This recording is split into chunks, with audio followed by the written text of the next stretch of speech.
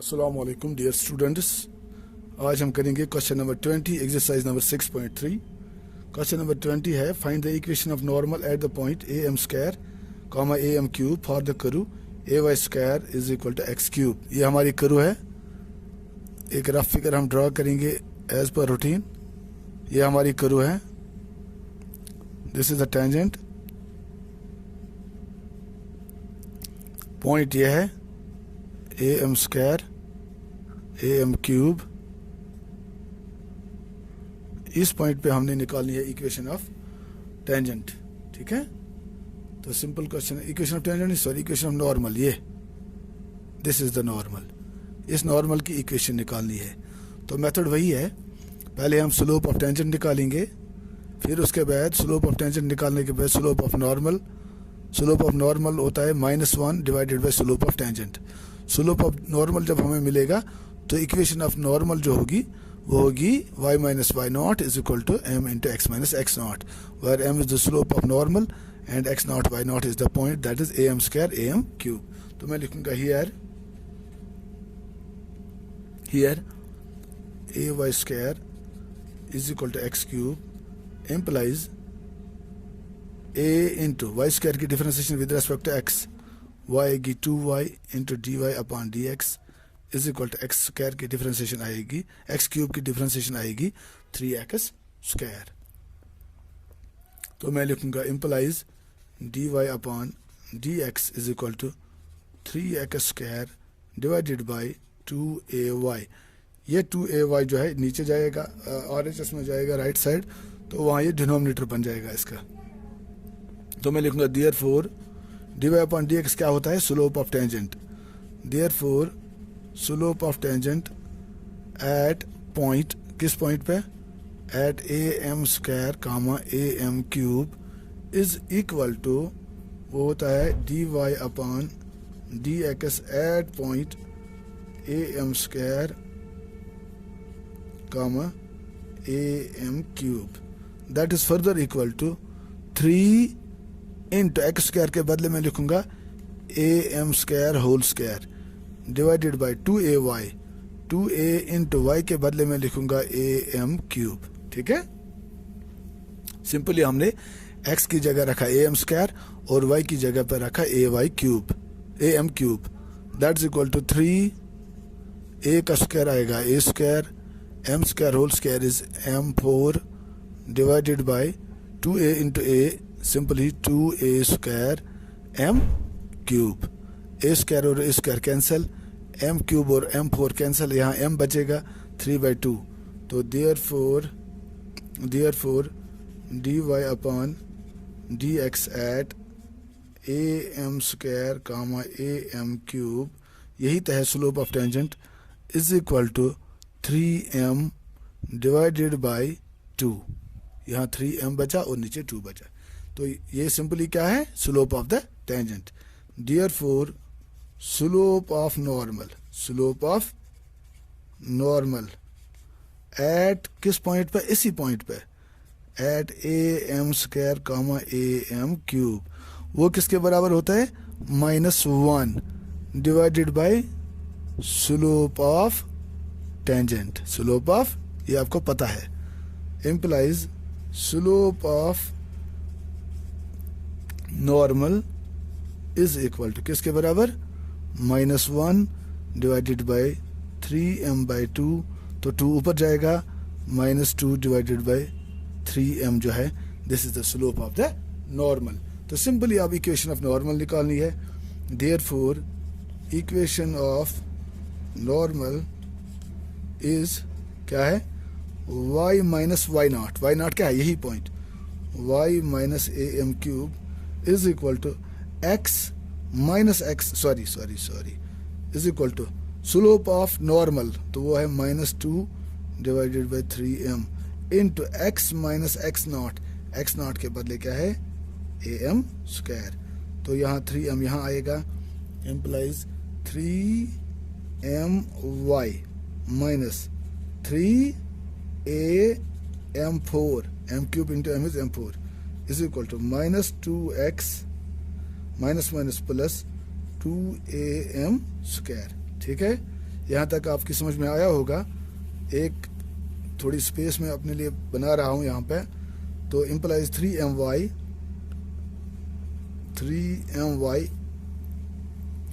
यहाँ आएगा 2x, ये बनेगा plus 2x is equal to 2am² minus 3am4 या आप ऐसे भी रख सकते हो आंसर, या आप लिख सकते हो implies 3my plus 2x is equal to, यहाँ से am² कॉमन आएगा, अंदर बचेगा 2 minus 3m², 2 minus 3m²।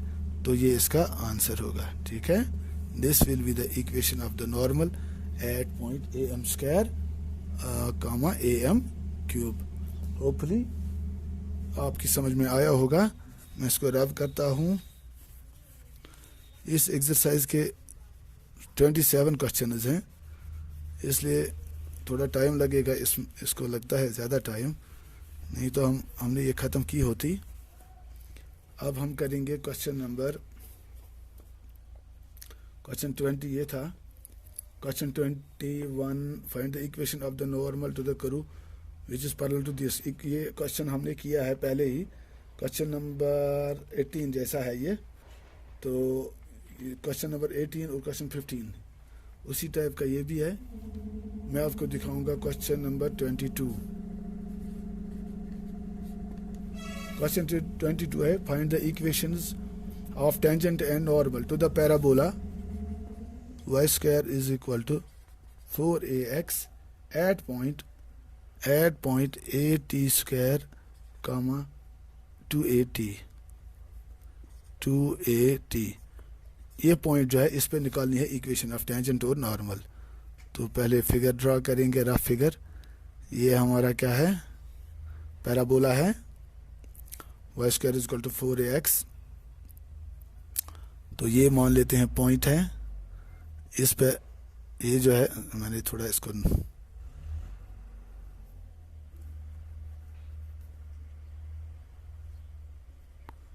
This is the point, ये टेंजेंट है, ये नॉर्मल है, और ये पॉइंट जो है this point is at² 2at। तो इस पॉइंट पे निकालनी है इक्वेशन ऑफ नॉर्मल और इक्वेशन ऑफ टेंजेंट। तो बात सिंपल है, पहले हम निकालेंगे slope of the tangent. Slope of the tangent is given by dy/dx। तो मैं लिखूंगा here.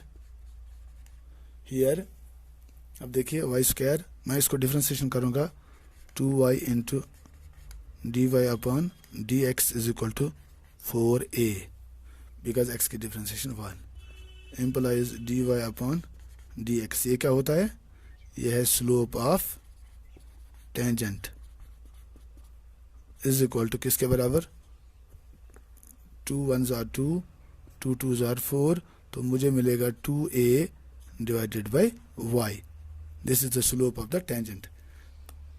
Therefore dy/dx at point what, at point at² comma 2at। यह आएगा किसके बराबर, 2a डिवाइडेड बाई y का वैल्यू 2at। 2a कैंसिल, तो 1/t। 1/t है slope of tangent. Therefore slope of normal is equal to -1 slope of tangent, that is equal to -1 divided by slope of tangent क्या है, 1/t। तो ये मुझे मिलेगा किसके बराबर, -t के बराबर। तो -t जो है this is the slope of normal, 1/t जो है this is the slope of the tangent. तो दोनों के स्लोप हमें पता चले। अब हम आराम से इसकी इक्वेशन निकालेंगे। There now equation of tangent at at² 2at is given by y minus y0, y0 का या y1, y minus 2at is equal to slope of the tangent, that is 1/t into x minus x dash। X minus a t square.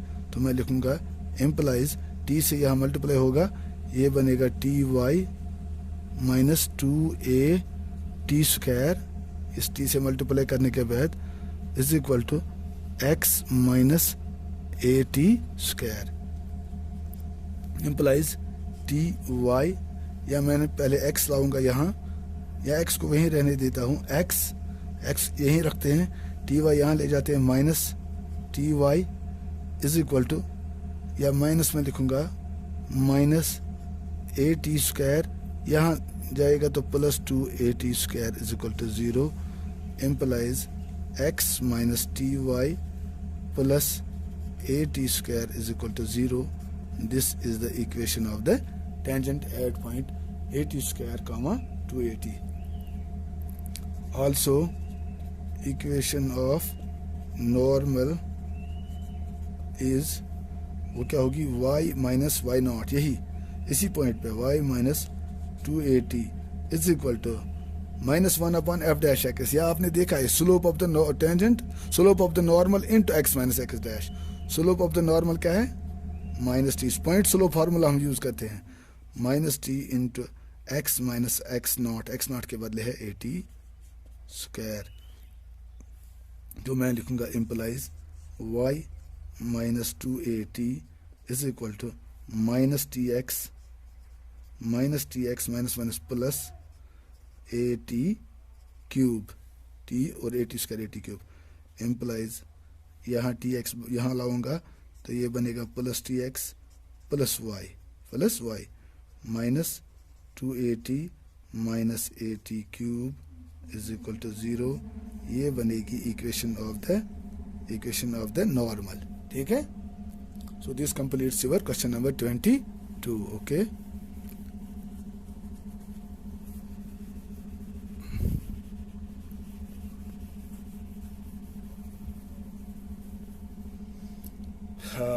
अब question number 23. Question number 23 सबसे important question मेरे ख्याल में इस exercise में है. और question number 23 अगर आएगा तो यही इसमें इस एक्सरसाइज में पूछने लायक यही एक क्वेश्चन है. Prove that the curves x is equal to y square and x y is equal to k cut each other at right angles if 8k square is equal to 1. ठीक है. तो ये question दिखाने से पहले मैं आपको बताऊंगा, मैंने हालांकि पहले भी आपको बताया था कि ऑर्थोगोनल कर्व्स क्या होती हैं. ऑर्थोगोनल कर्व्स वो होती हैं जो एक दूसरे को राइट एंगल्स पे क्या करती हैं,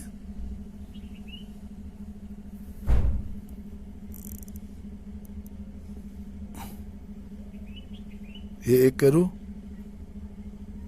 ये एक कर्व, जो इनके टेंजेंट्स हैं कॉमन, एक पॉइंट पे जो हम कॉमन पॉइंट पे टेंजेंट डालते हैं. देखिए ये टेंजेंट है किसका, इस टेंजेंट का नाम मैं रखूंगा, ये कर्व नंबर 1 है x is equal to y square. ये कर्व नंबर 2 में मान के चलता हूँ, this is x y is equal to k. So this is curve 1, this is curve 2. Curve 1 का टेंजेंट जो है उसका नाम मैं रखूंगा T1. कर्व 2 का टेंजेंट जो है उसका नाम मैं रखूंगा T2. ठीक है.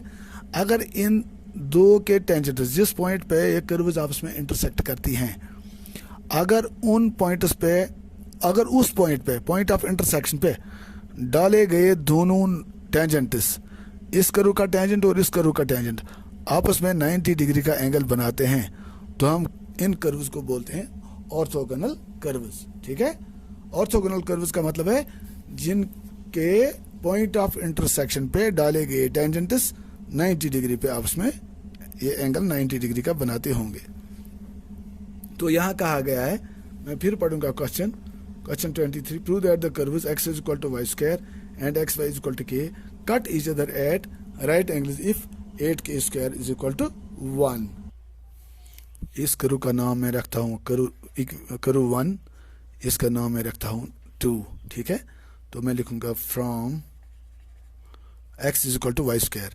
ये x का वैल्यू मैं यूज करूंगा किस में, मैं लिखूंगा using 1 in 2 v get x is equal to y square, 2 क्या है एक्स वाई, मैं लिखूंगा y square into y is equal to k. क्यों? X y is equal to k, x की जगह पे मैंने रखा वाई स्क्वायर, तो फर्स्ट इक्वेशन को मैंने यूज़ किया सेकंड इक्वेशन में। Implies y square into y किसके बराबर आएगा, y cube is equal to k. Implies y किसके बराबर मिलेगा, के रेज टू पावर 1/3। ठीक है, ये मुझे मिला किसका वैल्यू, वाई का value. Is it okay? Y is equal to k raise power 1/3। ठीक है, अब ये जो है y का वैल्यू, इसको मैं यूज़ करूँगा इक्वेशन नंबर फर्स्ट में।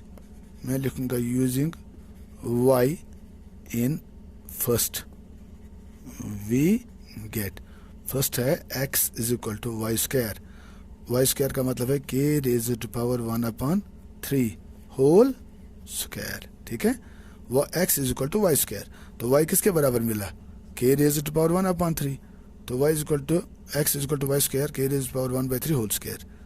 implies x is equal to k raised to power 2/3। तो x का भी वैल्यू मिला, y का वैल्यू भी मिला, तो ये x y जो है this is the point of contact, point of intersection between the two given curves. ठीक है, तो मैं लिखूंगा thus the point of intersection of the two curves is x comma y equal to k raised to power 2/3 comma k raised to power 1/3। x का value मुझे मिला k raised to power 2/3 और y का value मुझे अभी मिला k raised to power 1/3। तो ये पॉइंट जो है, ये पॉइंट यहाँ पे है point of intersection of the two curves. इसी एक पॉइंट पे हमने दो टेंजेंट भी डाले हैं, तो इसी पॉइंट पे हमने निकालनी है equation of tangents. Equation of tangents जब हम निकालेंगे उसके बाद हम करेंगे कि चलो ये एक दूसरे को 90 डिग्री पर काटते हैं, तो उस वजह से उनका प्रोडक्ट किसके बराबर आना चाहिए, उनका प्रोडक्ट आना चाहिए -1 के बराबर, तो उसी से हमें मिलेगा 8k square is equal to 1। ठीक है, now x is equal to y square implies x की differentiation 1 is equal to y square की differentiation 2y into dy upon dx। तो मैं लिखूंगा therefore dy upon dx is equal to 1/2y। ये 2y यहाँ जाएगा तो dy upon dx is equal to 1/2y implies dy upon dx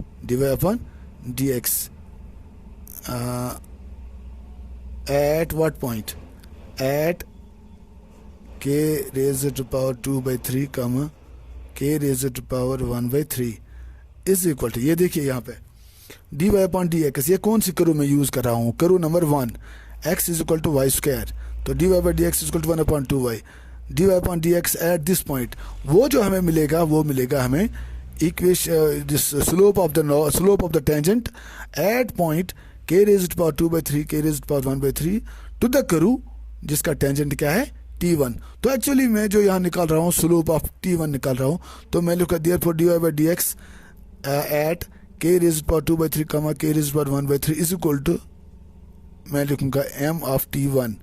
m t1 का मतलब क्या हो गया, स्लोप ऑफ टेंजेंट 1, वो किसके बराबर आएगा, is equal to 2y 1/2y, तो 1/2y के बदले में लिखा 2k raised to power 1/3, ये y बराबर है किसके, k raised to power 1/3।